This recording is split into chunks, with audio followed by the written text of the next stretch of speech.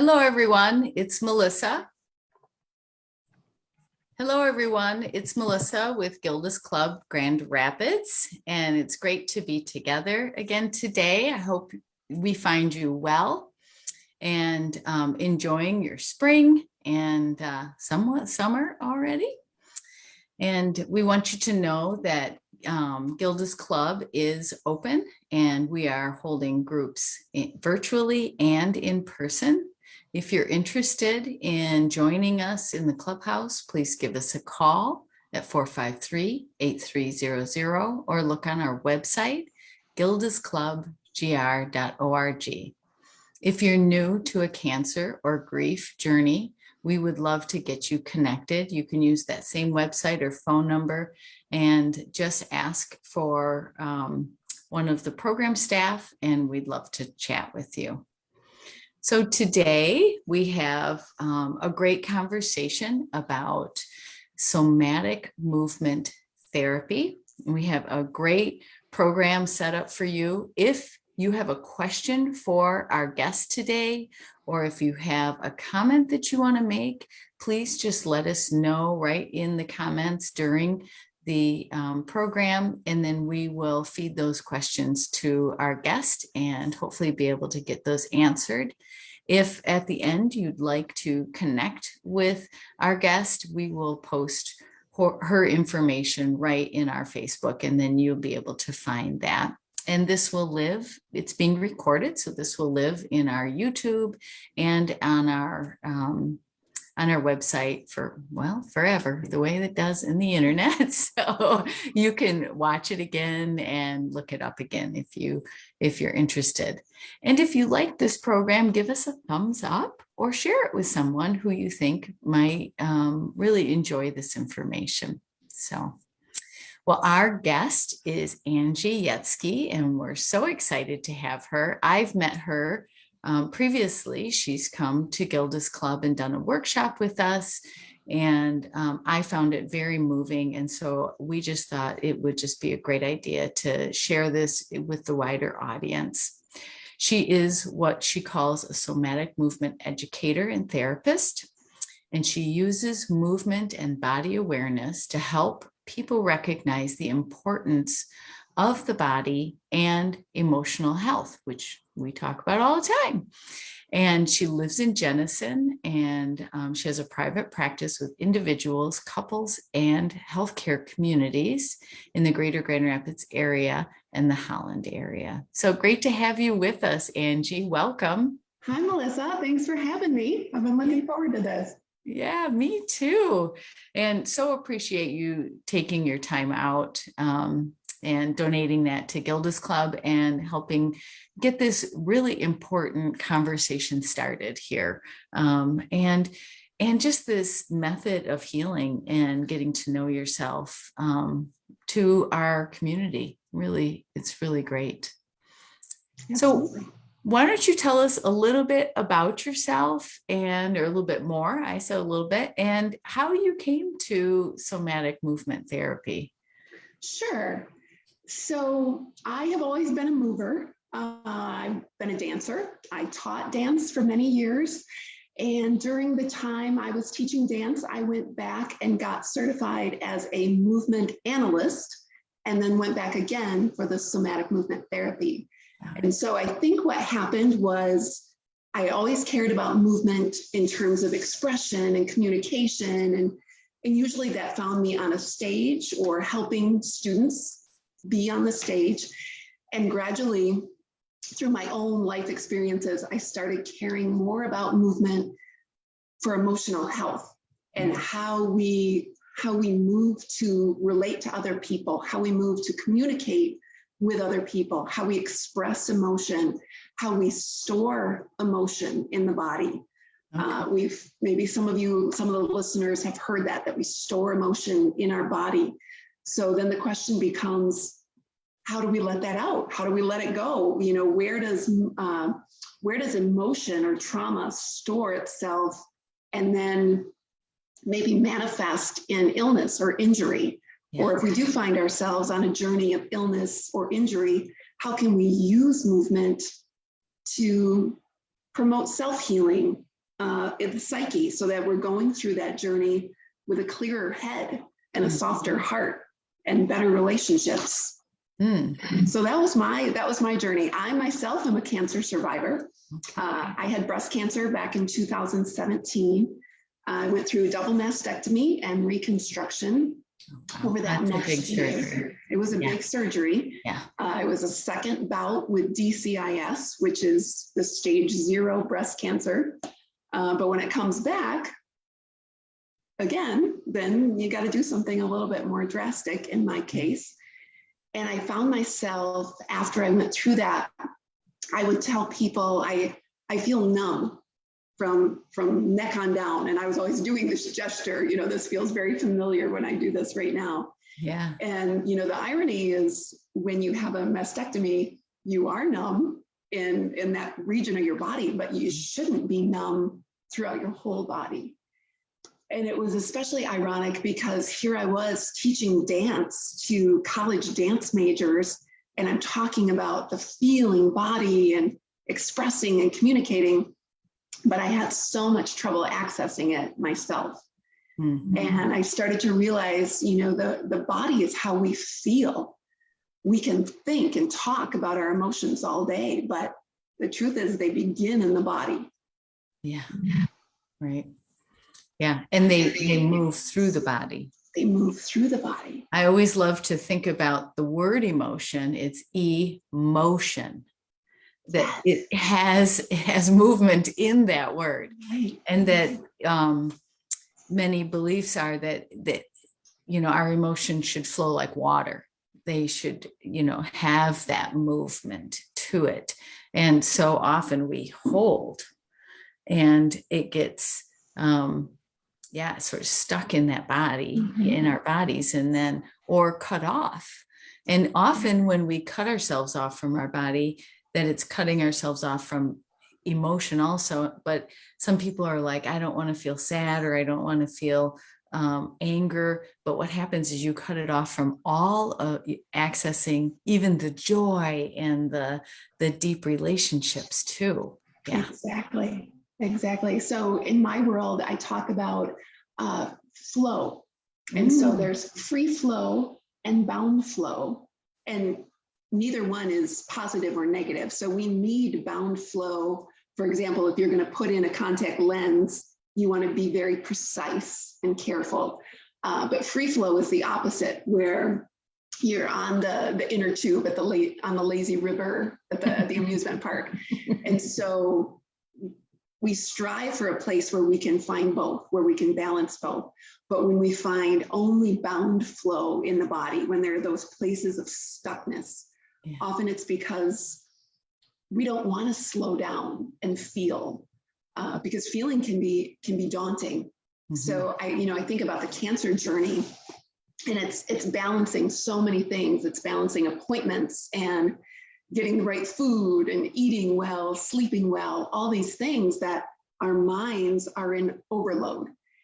And yet our bodies are begging us to feel the sadness, to feel the fear, to feel the joy when there's joy.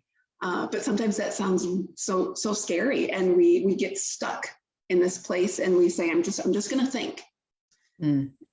Yeah. We often at Gilda's have people come about a year after treatment, initial treatment and diagnosis.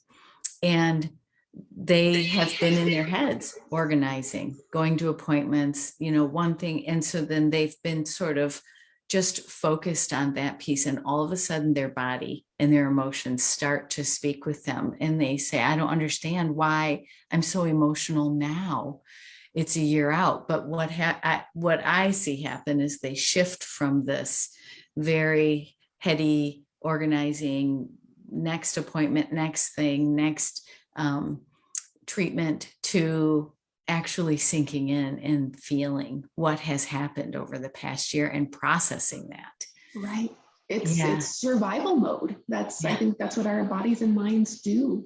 And it can be years later. So for my own story, my cancer journey was 4.5 years ago when I had the surgeries.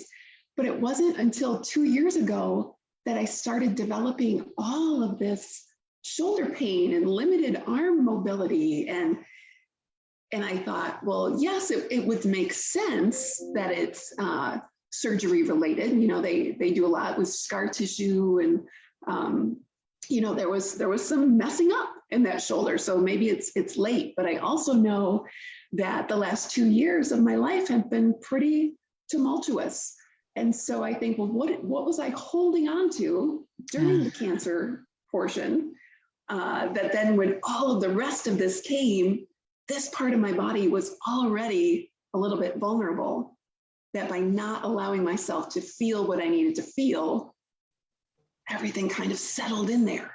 Yeah. So it's such a interconnected two-way street, this emotional and physical healing. And I always say, if you're not acknowledging both, you're not healing either one. Yeah. Yeah. That's a good saying. So it leads us right to, what is somatic therapy, movement therapy? What can you tell us? How does this magic work? Sure. What is it? What is it? If you look it up online, typically you'll see something about mind-body connection, body-mind connection. You know, and that, some people hear that term and it feels a little woo-hoo out there, you know, and people think, oh, that seems kind of strange. I don't want to think about that. But I also feel, like I said before, our bodies feel and our brains do the thinking. Yeah. So when this is science. When we were babies, the first thing that was developing was our feeling body. We weren't thinking and processing and talking out the gate. Our emotions were very simple. We felt sadness, we felt fear, we felt tired, hunger, hangry, all those things. They were very simple, and our bodies reacted. And it wasn't until later that, you know, we started being able to develop more this frontal part of the brain, which then helped us think and process what it was we were feeling. And then, of course, we make things much more complicated when we do that. So somatic movement, I like to think is getting back to that early place of helping our bodies feel. So when we think of exercise, we think of muscles and bones and getting stronger. And often there's a regimen that we follow. So if we do a yoga class or a fitness workout, you know, there's a technique, there's a following of some sort. Where somatic movement is about listening to your own body and letting your own body move how it wants to move. And when we are really stuck in our ways of living, our bodies aren't moving expressively. Our bodies aren't communicating. Our bodies are doing what the tasks are. Yeah. So somatic movement then is movement that releases the body, awakens the body, awakens bodily sensation.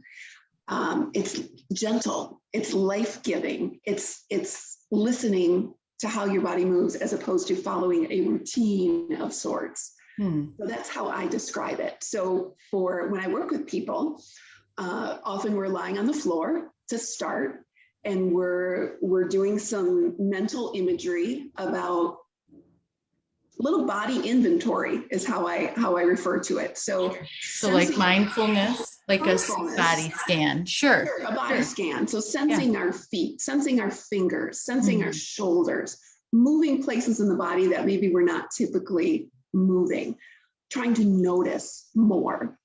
And then there is something that's called somatic experiencing. Yeah. And often many people who are counselors, mental health therapists, they might do something called somatic experiencing, which really stays in that realm of bodily sensation and trying to tap into bodily sensation.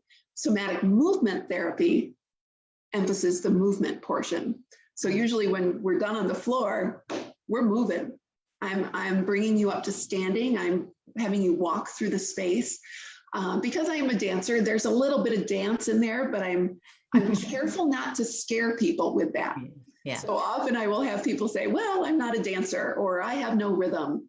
And I always say that our bodies are made in rhythm. So we've got fluid and blood pumping in rhythm. Our heartbeat is a rhythm. Our breath comes in and out in rhythm. I love that. I just love that. Yeah. We talk in rhythm. And everybody, you'll notice, has a different type of phrasing when they talk, the way they emphasize words or don't emphasize words.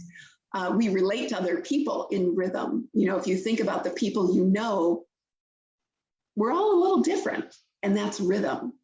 I think about, I'm going to interrupt you really quick because I just think about if you've ever been, if you're a woman, I think maybe men do this too. That was a little bit sexist of me. I'll take that back. But watching someone hold a baby and they start rocking, the next thing you know, everyone that is around them is rocking, because it's this way that we attune to one another also. But sometimes we forget to attune to ourselves in attuning outward instead of inward. Exactly. Yeah. Exactly. And that's, you know, that holding that baby is another example of relational movement. If you think about how the body curves toward that baby, there's a relational aspect there. Yeah. And how we, you know, like you and I were sitting forward a little bit. That feels a little different than if I'm way back here. So the body matters in communication. Yes. And then thinking more about the idea of dancing, you know, when we think about music, there are very few people that I know who don't respond to music. It seems like everybody has a favorite genre or something, a favorite song that comes on. That's because our bodies respond to music and sound and rhythm. Yeah. So I don't teach choreography in my sessions. There aren't complicated steps. It really is about having music that my client loves, because I ask what they like, and allowing that music and rhythm to influence the body and how we're moving. Oh, very. Can you give us an example of what that might be like? Sure, Yeah. absolutely. So I'll give a little preface to what I'm going to do with you all. So when I was going through, this would probably have been about 9 months after my own surgery, and I was still really struggling emotionally. And I went to a friend of mine who is also a somatic movement therapist. And she had me doing something so simple, which was walking through the space and really just feeling my feet on the floor. And then thinking about my sternum, which is the bone right in the chest area, as a flashlight. And that flashlight was opening out into the space. And so I was feeling that. And then she asked me to do the next thing, which broke the dam. And I like laid on the floor crying for the rest of the session. Oh. And it was simply, I had to reach for an imaginary apple and then let go and catch that apple. And there was something about really seeing the apple, wanting the apple, and then being so involved in the catching of the apple. My whole body had to be involved. I couldn't just, you know, let my arm do it. There was some commitment there. And then of course the apple becomes a metaphor for what is it I'm wanting? Where is the stuckness? Why can't I grab what I need? And I was toast. But that's what I needed. My body needed to go through something that allowed me to know what it was I needed to process. Yeah. And I couldn't find that just by talking about it or just by thinking about it. I needed to feel it. Right. So it was nonverbal. Yeah. It was nonverbal. Yeah. So let's do that. All right. We won't get up. We'll just do it in our chair. Okay. So I'm going to adjust just a little bit here. So in your chair, just take a minute. Your feet are in a comfortable place beneath you, and feel your feet on the floor. You might tap them a little bit, but just wake up the feet. I'm probably going to close my eyes because that is the way I am. It helps me. Absolutely. Absolutely. Close your eyes. 2 different experiences I will just comment on. There's a different experience when you close your eyes. There's a sense of more internal. But there's also a really great experience when the eyes are open and you see out and you have yourself rooted in the room. So whatever the viewers want to do, know that there's positive in both. So That's your feet are on the ground, you're sensing your feet. And I want you to imagine that there's energy or warmth coming up through the floor. And I want you to trace that with your mind. So maybe you see that warmth and it's moving up through the ankles. Maybe it's that light, like I talked about, like the flashlight. Maybe that flashlight is shining. And that warmth comes up the shins. And if you want to trace that with your hands, that's sometimes helpful. If you trace with your fingertips up your shins, you feel the warmth in your knees, up your legs. And then maybe that energy keeps moving up into the body, into your belly, into your torso, into your chest, into your shoulders, into the arms, the elbows, the fingers, comes back into the neck, into the head. And you're just doing this little bit of inventory, seeing, oh yeah, I got all these different parts that make the whole. And I'm only talking about the outside. So when I'm doing a session with a client, I'm often talking about the inside as well, because I really care. I'm taking a little diversion here, but I really care about how the body works. So often, I mentioned exercise being about a regimen and different things, and often about losing weight. Exercise really focuses on muscle and bone, and our bodies are so much more intricate than that if we think about all the different body systems. So we've got the nervous system, which is our fight or flight and our ability to calm and ground ourselves. Mm-hmm. We've got the cardiovascular, the heart pumping. What else? We've got the respiratory, the breath, mm-hmm. the fluid system. We've got the organs. I talk a lot about the organs, the heart, the lungs, the stomach, the liver. And in Chinese medicine, all of the organs are connected to different emotions. Yeah. And I haven't studied it. So I don't, ascribe to Chinese medicine because I don't know a lot about it. But I do know that our organs hold tension just like muscles do. Mm-hmm. So simply bringing some consciousness, some awareness to our organs and putting our hands on different parts of our torso brings some attention to those places.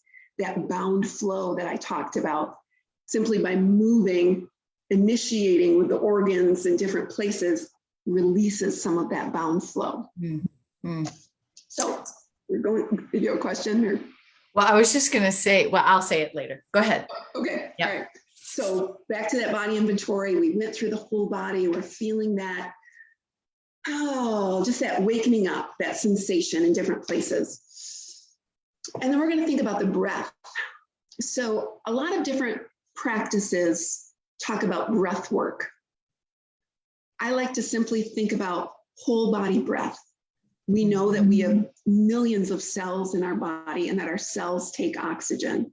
We've got cells in our toes, cells in our ears, in our fingers. So when we breathe, that breath has to go everywhere to give oxygen to every cell. So we're going to hold this imaginary ball. And all I'm going to do is when I inhale, I'm going to feel that ball expand. And when I exhale, I'm going to feel the ball soften. And you can do that a couple times with your eyes closed if you like.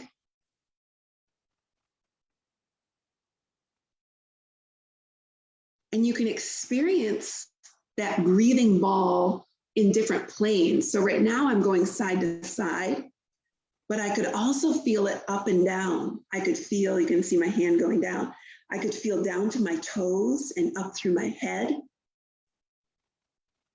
And I could feel front to back. I could feel diagonally.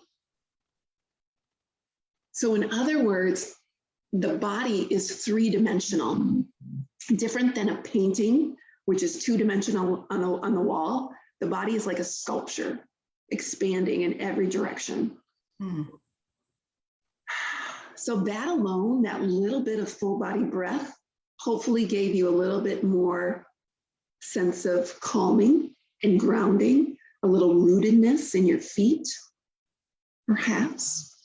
So from here, I'm going to bring the attention to the heart. So when I say talking about organs, usually the heart is the one I talk about.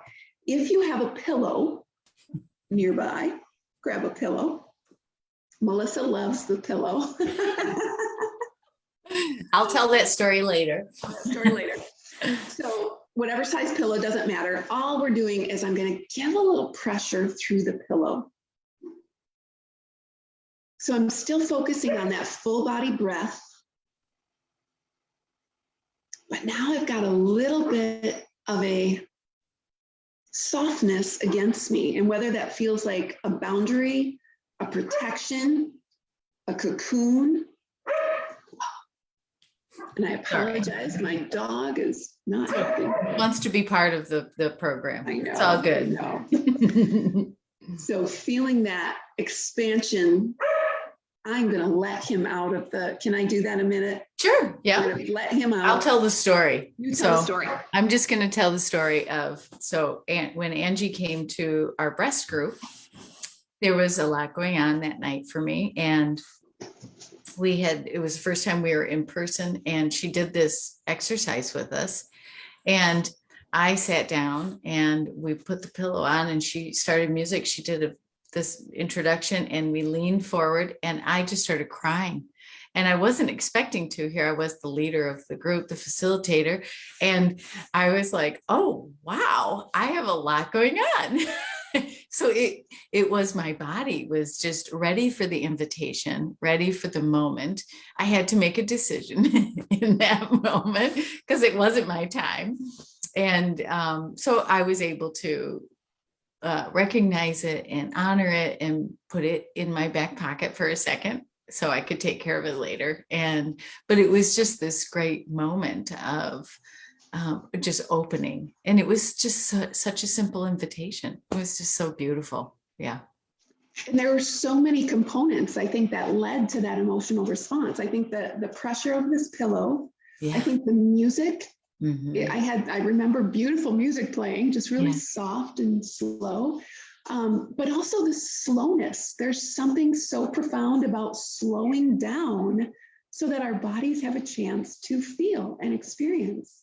Yeah, I would agree. And then often we get stuck on trying to explain it later. Like, I don't know what happened. My body just, and I just started crying.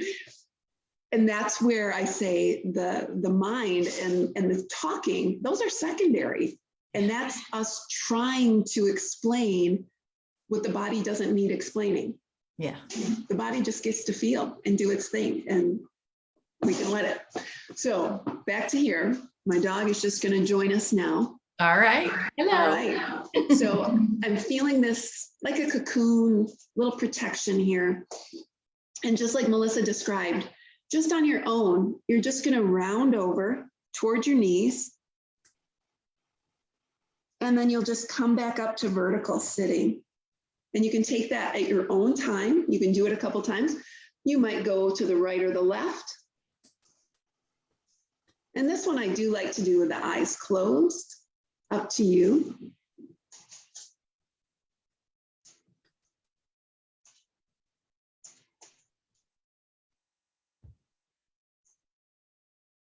And just notice things that we've already talked about. So I'm noticing my feet on the floor. I'm noticing my breath three-dimensionally through the body. I'm noticing just how comforted I feel. Mm-hmm. Yeah. Yeah. Just so lovely. Yeah. It's a great word for it. Mm-hmm. And then before we just drop the pillow, now that we've all gotten so attached to the pillow, I want to put a different image in your brain. So coming back to that idea of a flashlight, I want you to think about a flashlight behind the pillow. So that sternum bone that I talked about, right in the center of the chest there. coming from the heart a little bit more to the left. So think about this big sternum bone, whole chest, having this big flashlight. So as we release this pillow, it's going to be replaced with this light that expands out into your space. And often I find this is a great time to open your eyes and feel rooted in your body as you see yourself in your room. So as I release the pillow, rather than feeling vulnerable, I feel this opening and this sensing and this invitation out into the space, this invitation coming from the space to experience more. Mm. Mm. And now, so I'm talking about this flashlight. I want you to visualize your heart, and it's pumping. And I want you to take a gentle rotation right and left, but see if you can think of, rather than initiating with the shoulder or with the arm, think about initiating with the heart opening and the heart softening, and then the heart opening the other way.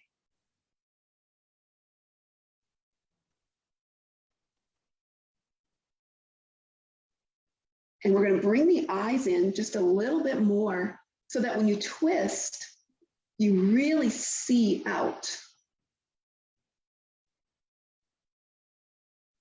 And then finally, we're going to bring in that apple.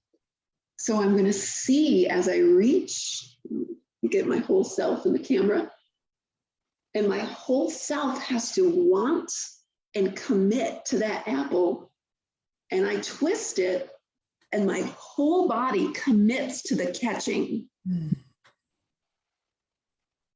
So different than just my hand moving, here comes that idea of shaping, just like we talked about with the baby, the shaping of the body in relationship. And then try the other side. I see my heart opens. I reach, I twist, I commit, and the whole body catches. And just on your own, one more time, thinking about metaphor.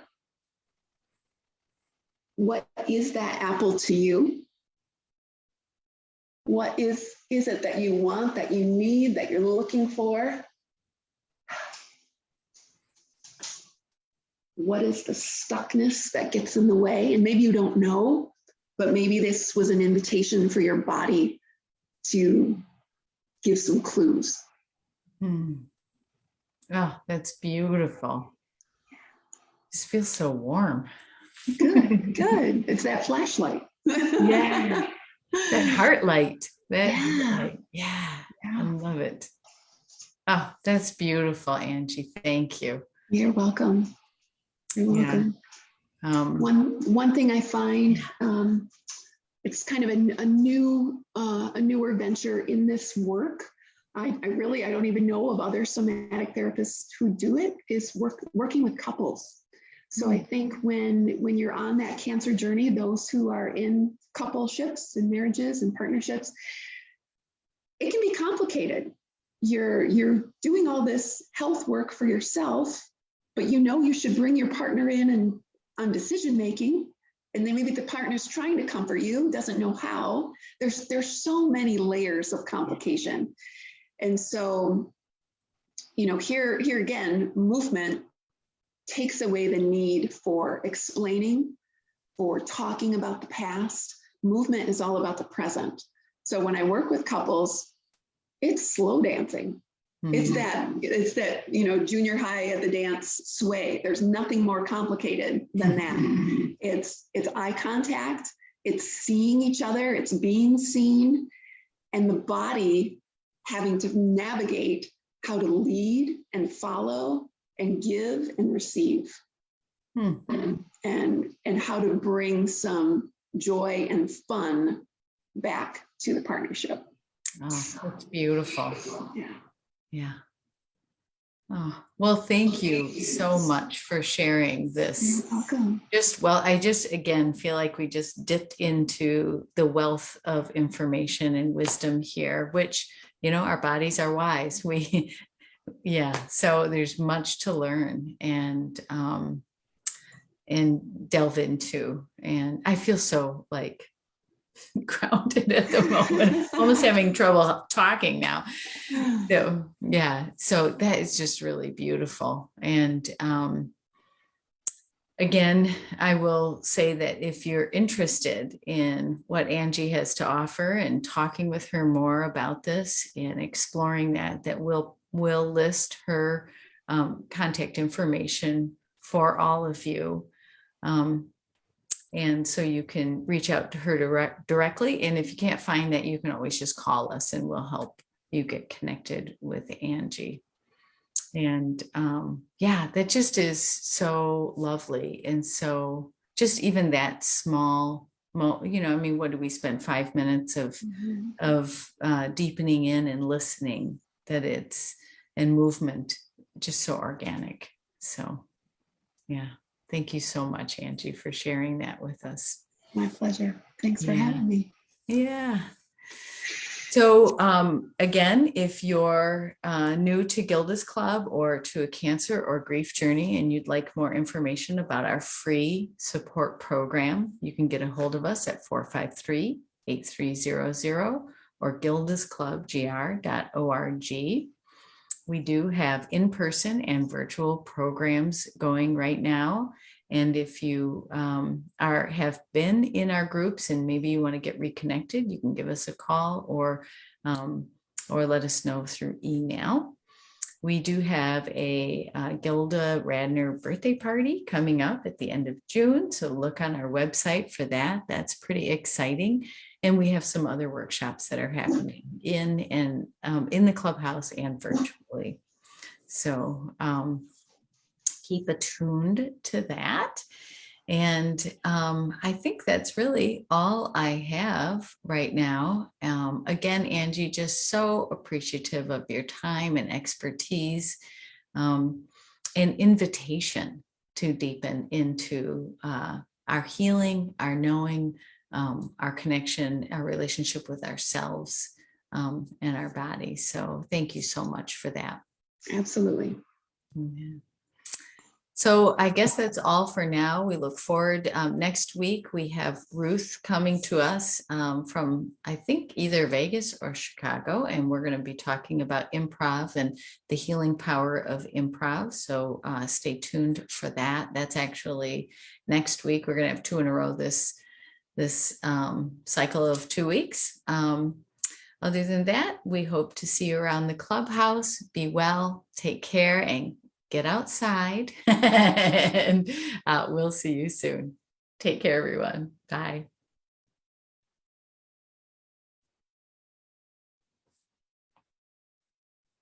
Great.